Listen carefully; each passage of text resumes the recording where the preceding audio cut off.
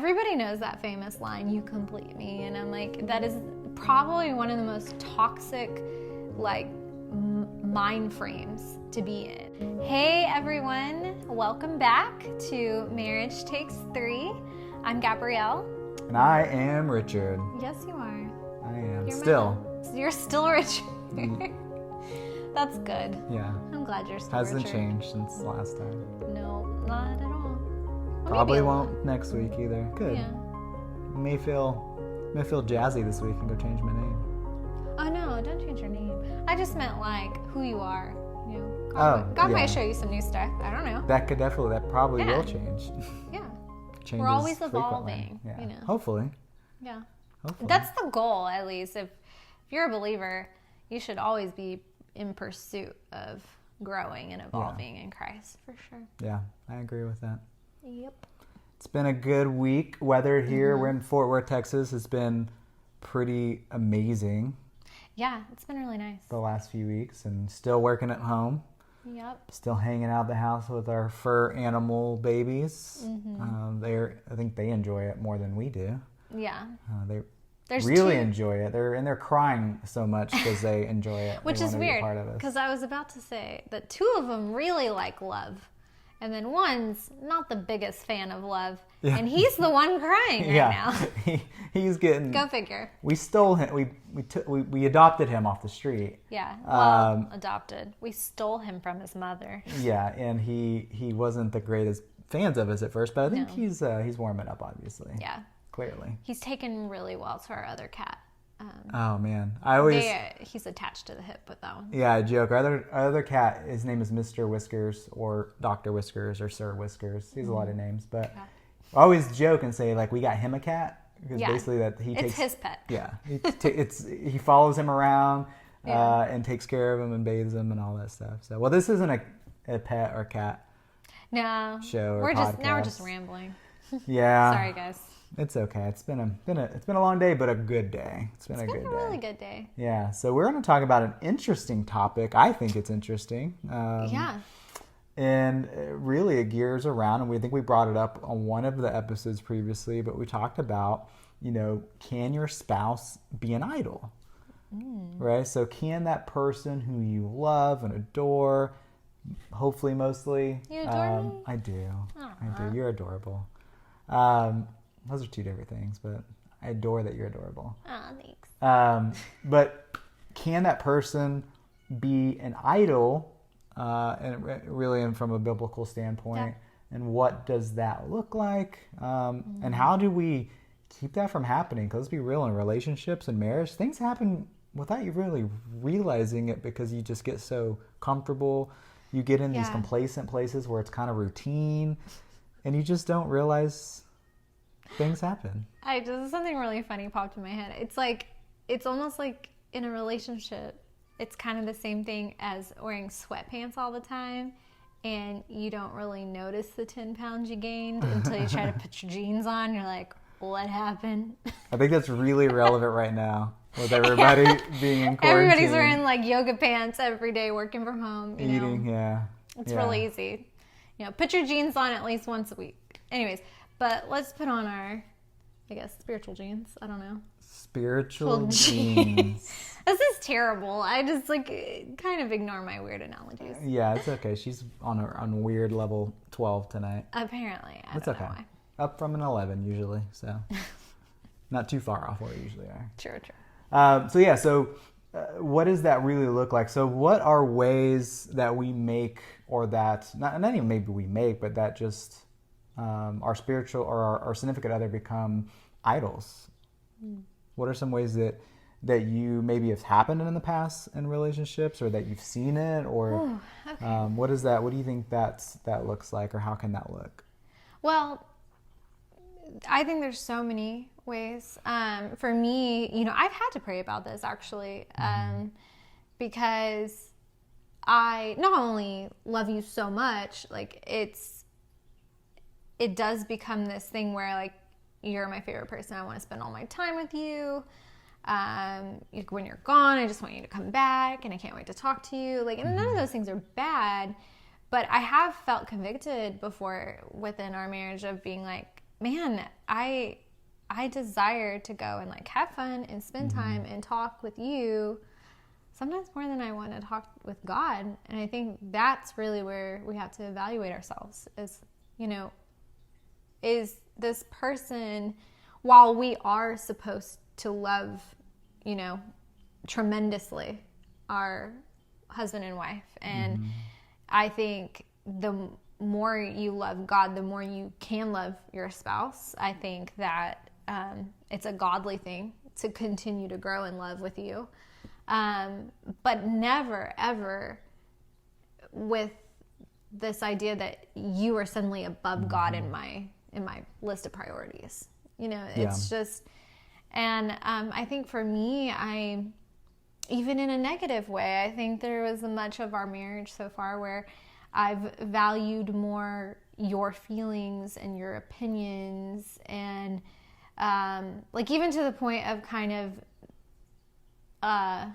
being worried about how you'll think about something or whatever, you know, just valuing like how you react and valuing how you feel, and regardless of if like God is telling me, you know, even if he reacts this way to whatever, I don't know. I don't have a good example right now, but even if he reacts negatively or whatever, like you need to abide in me and have peace, because part of, and I haven't gone into that really in detail, but part of my issue is like I do tend to worry about how things or certain conversations or whatever situations are going to be responded to, or like that's more of an insecurity within me, not, you know, anything wrong you do, but that's something in our marriage that I've worried about. And literally I'll just worry so much about what you think and like how you'll react. And when God's like, did I not give you this marriage? Did I, like, why are you allowing this to take your peace away? Why are you like, abide in me, be with me, and you won't stress and worry about these things.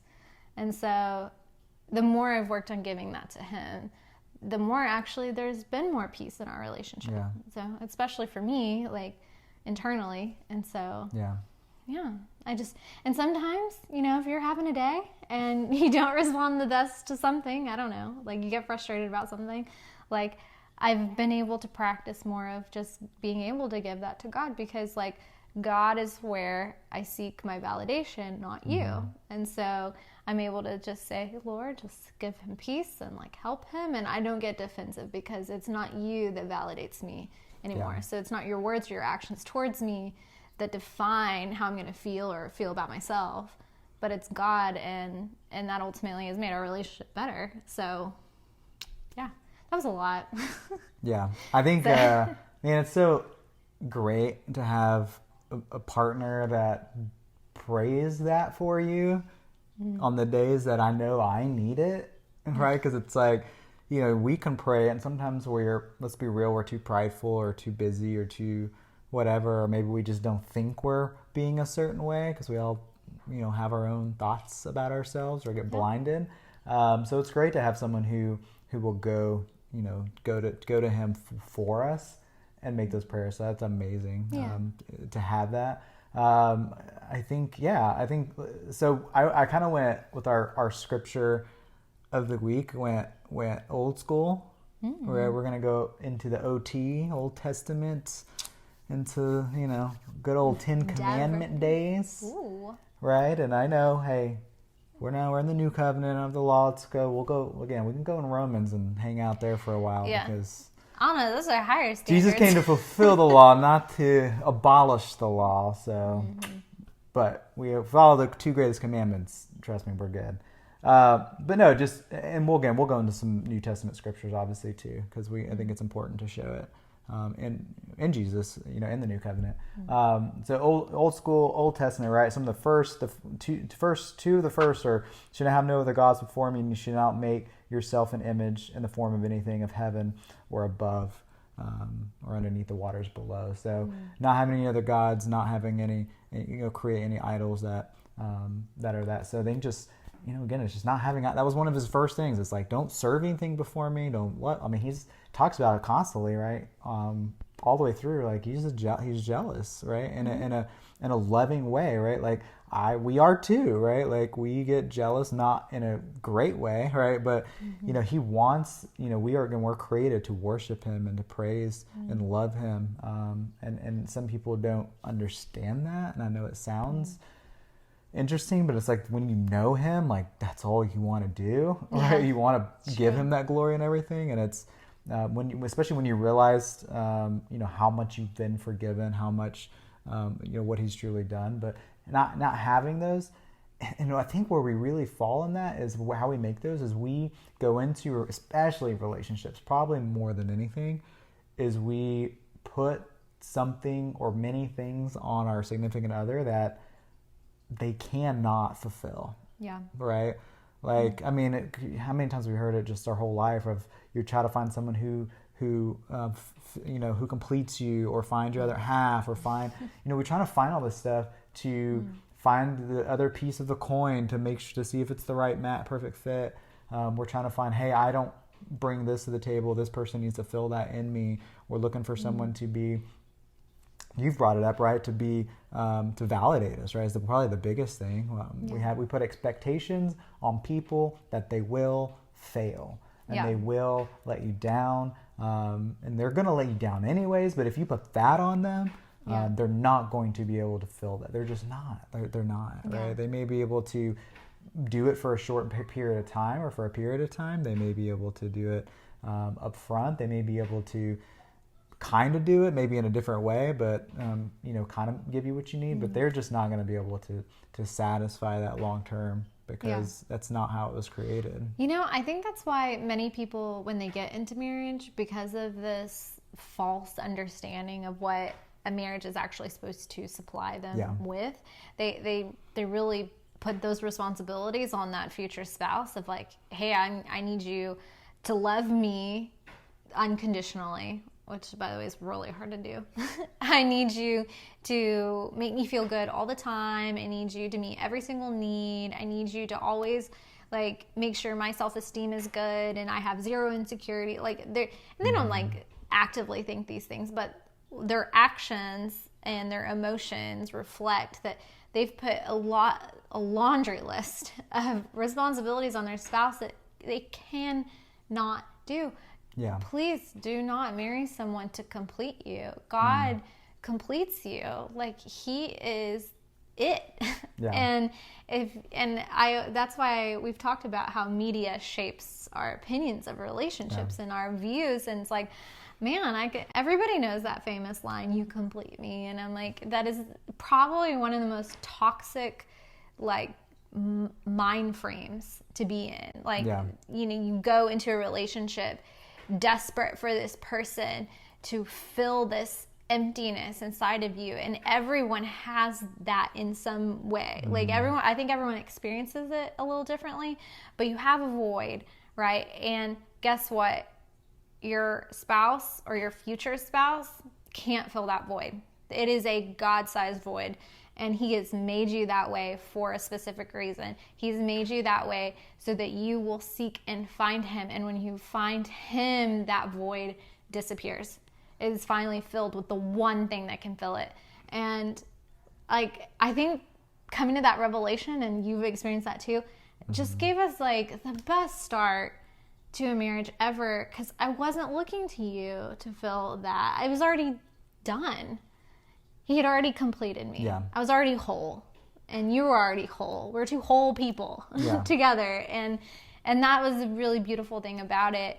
And so, speaking of like before getting married, though, I think for me, I will just speak out of personal experience, but I think a lot of people can relate to this, because that's why there's so many dating shows out there. But I was almost nearly obsessed with finding my husband for a really long time. In fact, it was probably when I stopped looking, and don't think that that's the key, because that's not the key. But when I stopped looking and I turned to God and allowed him to complete me, is when I actually did find you. But for so much of my life, my teens, my early mid-20s were spent just my head reeling all the time of where is he? Where is he? Where is he? Like, is that him? Is that him? Is that him? Every time I meet somebody, like, and not to this crazy, like, there's people who, like, they will literally be with anyone. And my heart breaks in that situation because I like people wonder why desperate, and I'm sorry to say that word, but desperate isn't attractive. It's because it tells anybody you're interested in that they could literally be anyone. Yeah. And you'd be with them. Like, that's not attractive. Like, that doesn't make a person feel good that you would be with anybody. But I don't know if I was to that extreme, but I was certainly in this place of like, okay, I gotta find Christian and he's gonna be my husband, right? So that's how I felt all the time. I would just, I think I tried to deny that it was constantly on my brain, but it was on my brain every day of my life.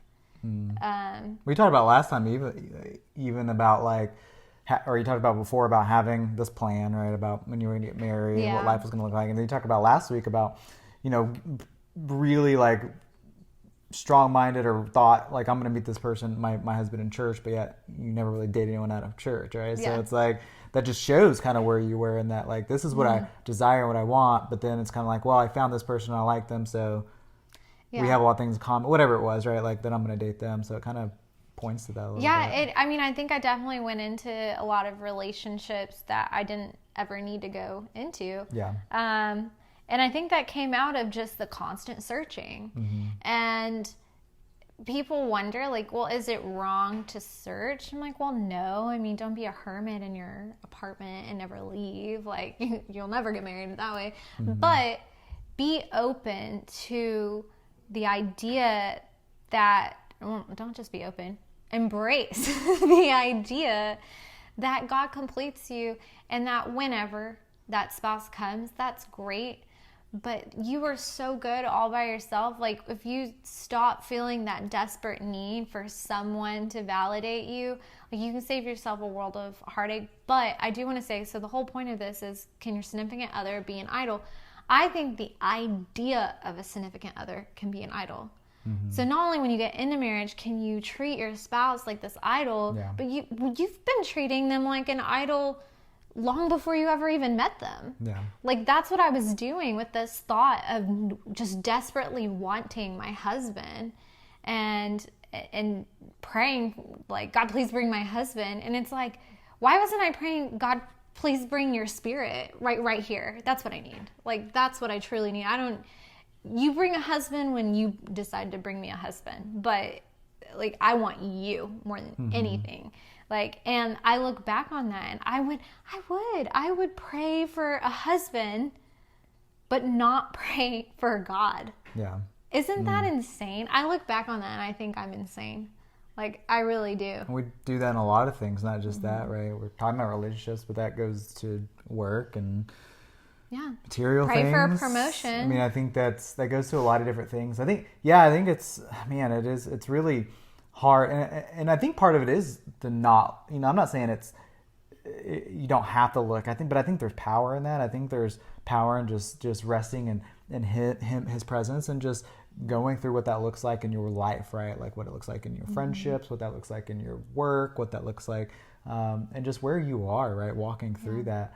Because that was a big one. We've talked about it on the first one, right? Getting to the point to say and mean, like, I don't ever have to get married, right? God, like, if that's not your plan for me, but just be careful, be ready when you say it, because I promise you, it's not a magic trick, right? You're not going to say that and then 3 months later you're going to find your significant other. Yeah. It doesn't work that way. You got to be prepared that may be actually His will and plan for you, right? Like, maybe that doesn't happen for you, and you got to say, like, is it worth giving up? Because if it's not, right? If you're like, I can't live for you if I don't have a significant other, like, I'm going to go sacrifice and make, I'm going to now go sacrifice and do these things to go because I want to be married. Man, again, it's just, it's an idol. It's something that's more important than Him, because you're saying, like, it's not worth, my short time here on earth is not worth the gift that you've given me. Yeah. And so I'm going to go do my own thing. It just makes me so sad. I get it. Yeah. I get that feeling of just wanting a relationship. I mean, we've seen it. I've seen it in so many different shows and stuff. I feel like we just saw it in The Amazing Race the other day, where this couple gets engaged and one of the guys is like emotional because he just wants it so bad. Yeah. Like, you know, it's just, he's like, I've you know, I'm happy for them. I've wanted that. Like, I want that. You know, we watch it on TV all the time, and it's so funny how, not funny, we say that a lot. It's so interesting how, like, no matter how high the divorce rate is, people still desperately want marriage. Yeah.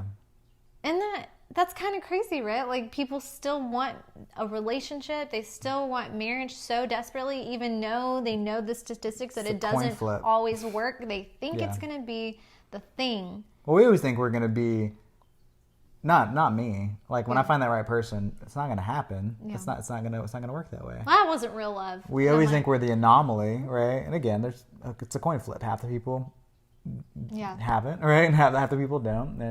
And I think it's super interesting. And I think of myself, right? So I was reading through 1 Corinthians, and 1 Corinthians 2:12, when Paul's talking, he's talking concerning about the spiritual gifts and kind of going into that. Before that, he said, you know, when you were pagans, somehow or other, you were influenced and led astray to mute idols. And it's like, these idols that bring you no value. They bring you nothing. They bring you, mostly bring you destruction in your life, but even if they don't bring destruction, they bring no value. And I won't go off too much on idols in general, because I want to keep it specific to what we're talking about.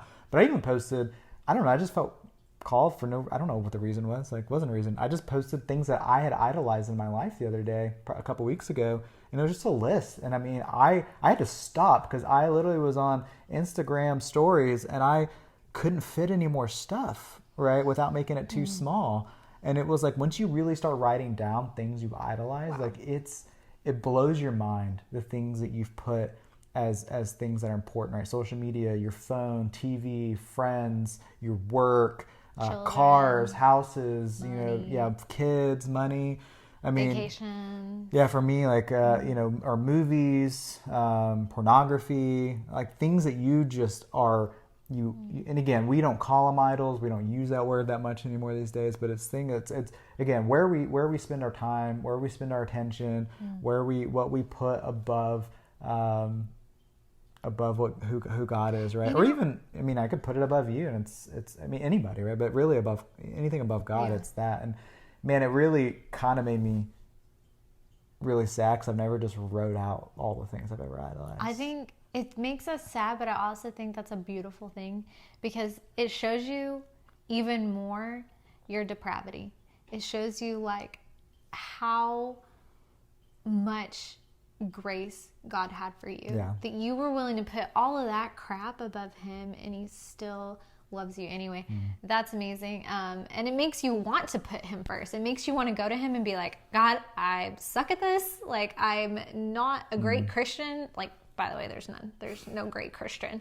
But we're all just a mess without him. But, but what I do, because I know I don't have it within myself to will myself to be perfect by any means or be able to do something. But like, I just go to him and God, I want to put you first. Help me do that. Help me put you first, because I know on my own, if I just try to put you first, but I don't ask for your help and your intervention, like, I'm going to fail. Like, I need you to constantly guide me and like help me. And I think like he honors that. I think when you go to him and you're sincere and you're like, I don't want my spouse to be an idol or my children, anything, like, I don't want another idol before you, but I'm not strong. I'm weak. So I need your strength. Like, I need your help. But I was going to say, you're talking about all these different idols and stuff. And like, I remember one time, I don't remember if it was you or somebody else. It doesn't matter. But I remember, like somebody kind of explaining that of like, you see all these people at a football game or a Mavs game or something like that. And their team scores points, touchdown, whatever. That was really fun. It's really cute. Points. I know football. They put the ball in whatever goal they have. I cheered every Friday night. I know how football works. mostly. But anyways, they score a touchdown and like the crowd erupts. Like people's hands are in the air. People are screaming. People are hollering. People are so excited. They're jumping up and down. They're high-fiving each other, like praising the crud out of this human being who... I thought you were going to cuss. You cussed before on the show. Did I? No, I'm just kidding. Christian cussed.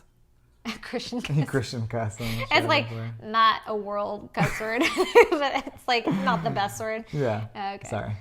But they praise this man who moved a ball across the line, and they freak out. And I'm just thinking, I've never seen that kind of praise in most churches. Some churches will, but majority of the average church in America does not praise that way, especially the back row. So it's so interesting that like something like football is worth your praise, but God isn't.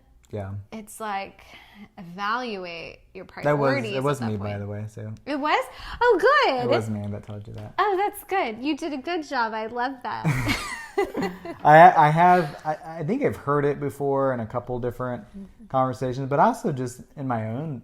I mean, I've been to plenty of sports games. I used to go have season tickets to the Mavs game, and again, I talked about before, and I even talked about on me and Hunter's where we focus on guys. I used to be a big sports nut. Like we talked about it when we first got together, and especially when we first got married, and it was like 10 years ago.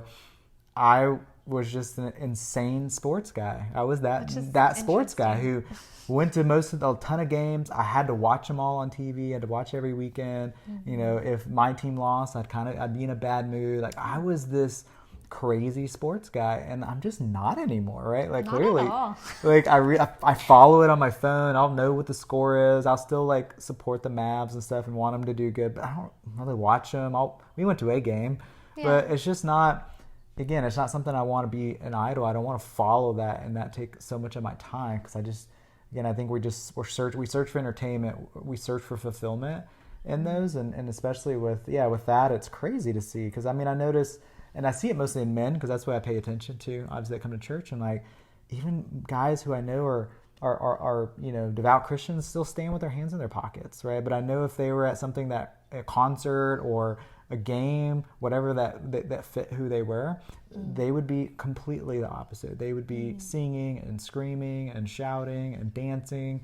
And it's like, read the Bible. That's what God wants us to do. He wants us to sing a song. He wants us to dance. He wants us to enjoy and praise Him in those ways, and doing it orderly, right? Because you go to some churches, it's very disorderly, and that's not who God is. God is orderly. He's not chaotic. He's not disorganized. But yeah, I think it is really interesting to see that. In Philippians, I was reading through, or I found this in Philippians. Philippians 3:19 says, "Their destiny is destruction. Their God is their stomach." There's a lot of people who your God is your stomach. Food is your idol. And their glory is in their shame. Their mind is set on earthly things. And again, we get so stuck in this, like, what I see, and I get with a spouse, it's who we see, or a significant other. It's who we see. It's who we spend time with. They're tangible and physical, and I can go do things with them physically, right? We can go to the beach, we can go to the park, we can go to a movie. And so you fall into that. It's so easy to just spend my time with this person, and we could sit around and watch TV again. We'll talk about, like, again, it is a huge idol in our world, between TV. It was a huge idol for us, I think. Yeah, at first, for sure. Yeah. I think it's just, again, I think any couple, right? It's like when you find those lull times, it's like, it's a Saturday evening, we don't have anything else, we're not going out, we're not doing anything, let's watch TV for a couple hours, right?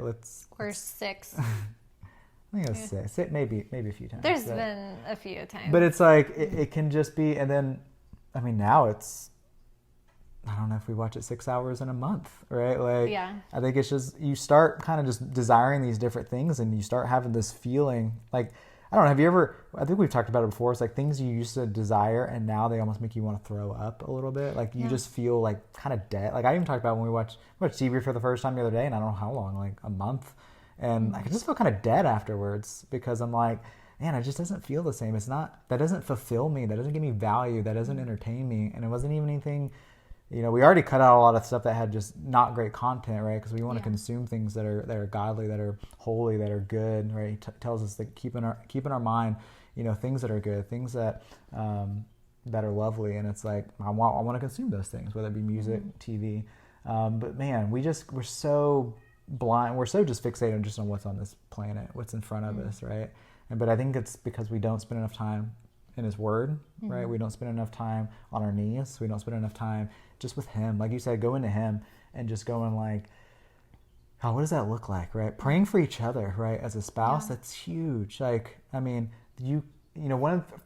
thankfully, one of the first things I learned early on and got feedback or advice on was, and I've heard it in a sermon as well, was like, if you want your spouse to change, don't try to change them, right? If you really think there's an area that they can be better at or can change in, go to God with it, right? Like He is the best source to go to say, like, God, will you work on this with her? Will you talk to her? Will you guide her? I do that. I'm not gonna say a lot, but I pray for you a lot, right? Like, and I know you do for me, and I think that's huge for us for you to be on the same page too, right? Yeah. If we're both going to Him and asking and praying not only for ourselves in an area but for each other. It's not always obviously just to change each other, right? It's got to be, for other things. But I think that's huge that we're not just set on earthly things, that we're focused on Him, and it just enriches our marriage. Yeah, that's good. Thanks for praying for me. I don't do it for things, but you're welcome. I'll humbly accept that. Oh, yeah, Hunter always says if you have to say I humbly accept or you're humble, you're not humble. So Yeah, that's true. I obviously am not humble in that. Yeah, and I mean, I think even more in the New Testament, it talks about you have the rich man. I think is a good one, right? Like when we talk about he idled his things, right? Like, and again, the rich man. I think people get confused a lot with that story, and that's in if you want to find Matthew 19:16. And I don't know what it's through 20, 21, and in that area, Matthew 19:16 is where it starts. But yeah, so I think people get confused, like, oh, you have to go sell all your stuff, and it's like, well, if that's your idol, if that's your God, that's what He's saying. Like, dismantle your that's idols. That's why He says it's so hard for a rich man or someone who has a lot of things and who has a lot of money to get into heaven, because it's like that is so important to them. For them to just, if God were to say, hey, get rid of all of that and go live meekly, how many people that in the church would do that? Yeah. Much less anyone in the world. Like, He's saying, like, that's all I'm asking you to do is go sell your stuff and follow me. If you're asking what you need to do, and I'm telling you, right? So that's a tough one, right? Like it talks about earlier in Matthew in 6:24 about you can't serve two masters, right? And it brought up money. It's not just about money though. Like you can't serve God and serve, media, right? Serve TV, serve my spouse in a way, and not serve. I can serve you, but like you being my idol and serve you as my God in a sense, or like something that's more important, right? I can't serve you and God, and that's where it's huge. Like, can I love you? Can I serve you? Can I still show you all those things, but not be the source? Of course, right? Like we're not saying you can't do those things. I think that's important, but we can't make each other the most important thing, right? Like we have to check that. And I think we do check each other a little bit too in that. And I think I've even asked you a few times before, like, hey, you don't love me more than God, do you? Right? Like just joking around, but also just kind of check your heart a little bit. Like, hey, just make sure you're always aware of that. Because again, we can get blinders on and just again get unfocused to that. I think that's a big one. Definitely. Hebrews 13:5 says, keep your lives from the love of money and be content with what you have, because God has said, never will I leave you, never will I forsake you. So it's the greatest commandment, right? Mm-hmm. So love the Lord your God with all your heart, with all your mind, with all your soul. And it's like when you do that, right, and you focus on that, I mean, really, that's why it's the greatest commandment, right? Like when they ask the greatest commandments, and Jesus, it's like, I got two for you, but we'll start here because that is the ultimate, right? And that's the first one. You can't invert them, right? You can't, love your neighbor as yourself, right? Which is kind of twofold, right? Love yourself. Gotta love yourself first. Love your neighbor. But you can't flip those. Like they have to go in that order.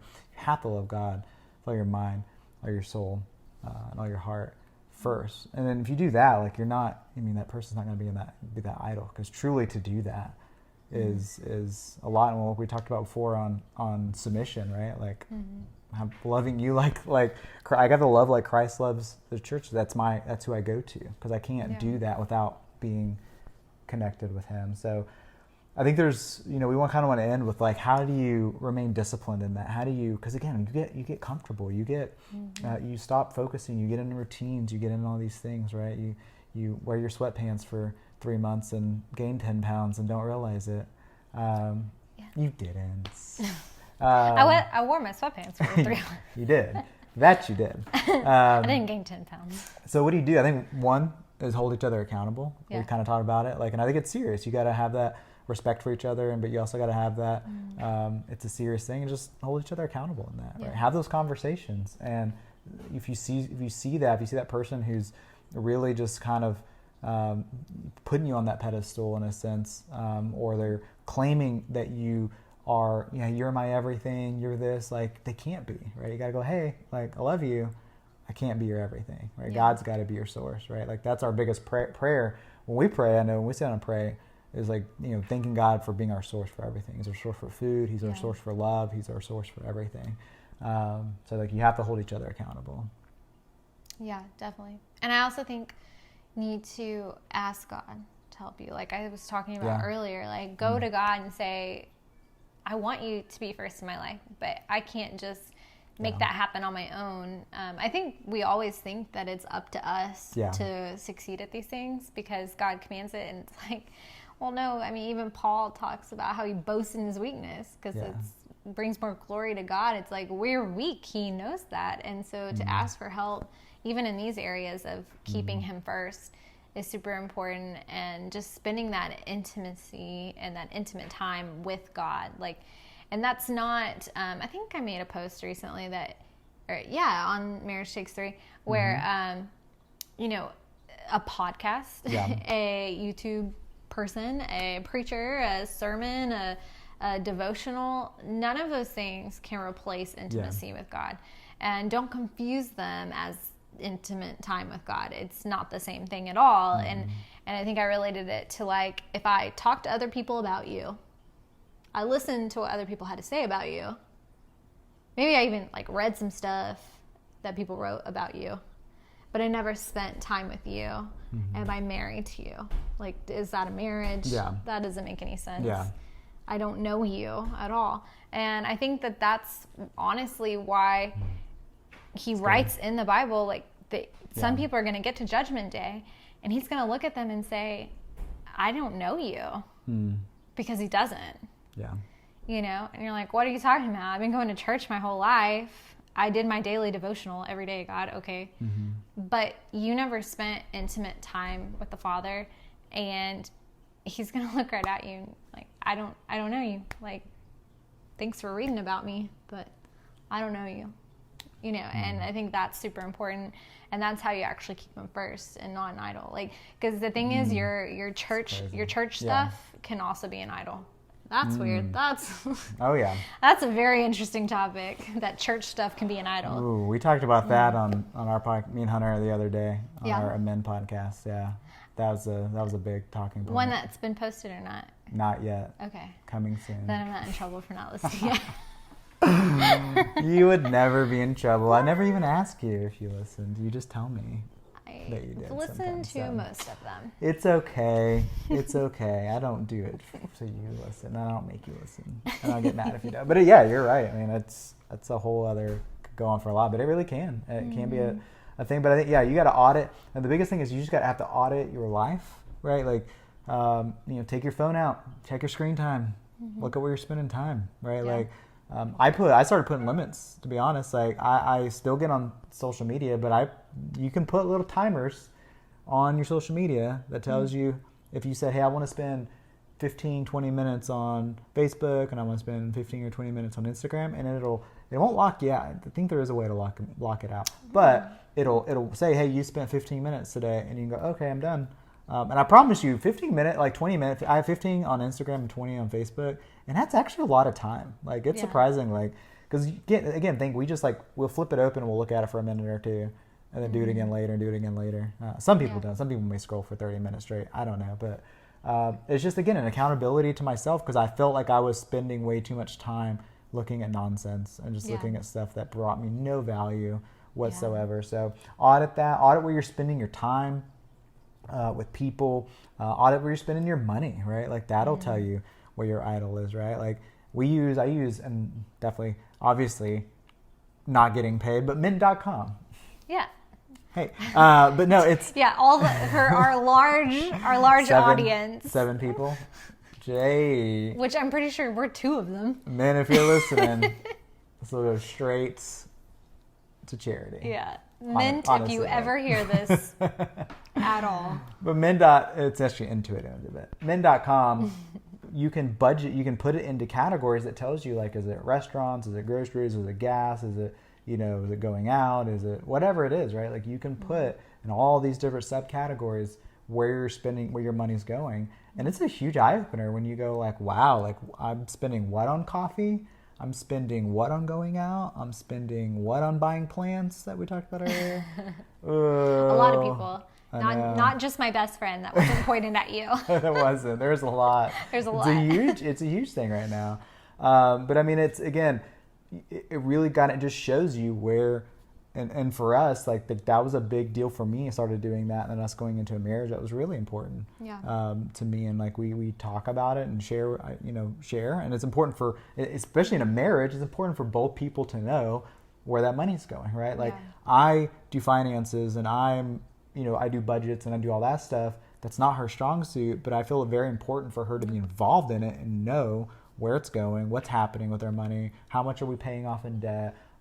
You have to communicate that, right? Like, and the other spouse wants to be involved in that. They can't just say like, you got it, because then you're also putting all that pressure. Now I'm getting somewhere else, but this is another episode. It is. I just totally went off. But you just audit, right? You have to audit your time, audit your money, audit your thought life, audit everything that you do, right? What that looks like. But in regards to your significant other, definitely just evaluate where, even like I said, even the negative things, because in all relationships you deal with negative things. So like if them getting frustrated about something drives you to have immense anxiety, that could be an indication that they're your idol, because their emotion dictates how you feel.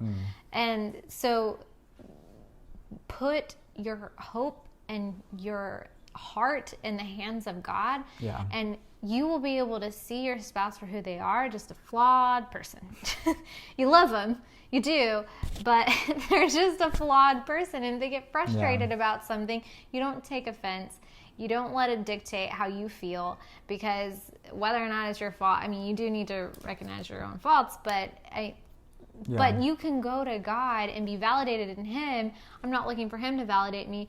So when something a negative situation comes up, it doesn't fuel this anxiety and self-doubt and like suddenly my value's less because I look to Him to give me my value. And if in this moment He's frustrated and that lowers my value because He's not being able, like, whatever, you're great. I don't want to act like He's frustrated all the time. He's not.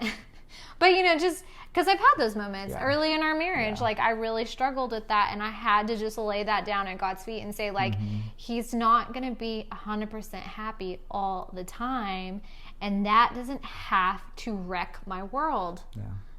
I'm an emotional creature. Yeah, me too. It's hard. I have emotions and I have opinions sometimes. Oh, boy, don't you? Wow. Okay. So that's a good place to end. No, I'm just kidding. Well, Let's actually, go pray yes. about it. Let's go pray about it. Yes, always. I will, actually. I found one thing I want to end with. I found I was reading it specifically on idols and relationships, and just trying to do a little bit of research on it, and came across and I thought this was really good. It said, only Jesus Christ can meet our deepest needs to love and be loved. When we're centered in Him first and fully, we're freed to enjoy our relationships with others in a healthy manner. Therefore, when we recognize the idol of relationships invading our hearts, we must draw closer to Jesus. As we surrender everything, including those we hold most dear, to our Savior, He saturates our souls and brings light and wholeness to our interactions. And I thought it was just so beautiful, right? And we talked about being whole, right? You brought it up. I just love the idea of like, it really does bring you freedom to interact with your spouse and interact with your significant other and love them in a way to know that I am not the source of that love, but I can not only give my love, but I can also receive it. To know that it's coming from a place that's centered on Him. And that's sourced by Him. That's sourced by love, right? Because God is love, and I know it's coming from that source. And even though when we get frustrated, we can go back to that and kind of regroup in that too. So that's the most important part, right? Like, realize you're whole in Him first, right? And if you're not, get there, right? Yeah. Seek Him, ask questions, ask Him to help you, right? Find, like Gabrielle talked about, tell Him where you're weak. He already knows. But it's not for you. Again, we talk about prayer all the time. It's not for Him. He knows, right? We already know He knows. It's for you, right? It's for you to really realize what you need for Him to step in and do. So when He does it, you're not shocked by some of the things He'll do, because it'll be beautiful. So yeah, don't let your spouse be your idol. Focus on Him and enjoy that time with Him, right? It's beautiful to have that freedom, like you talked about, that wholeness in our interactions. So it's good. Yeah, you're good. Sometimes. Yeah. All right, guys, we have to go let our pets out of the room. Yeah, they're gonna tear down the door because they're freaking out right now. So we are so grateful. Hope you guys are staying healthy. Hope this finds you happy and well. We'll talk to you soon.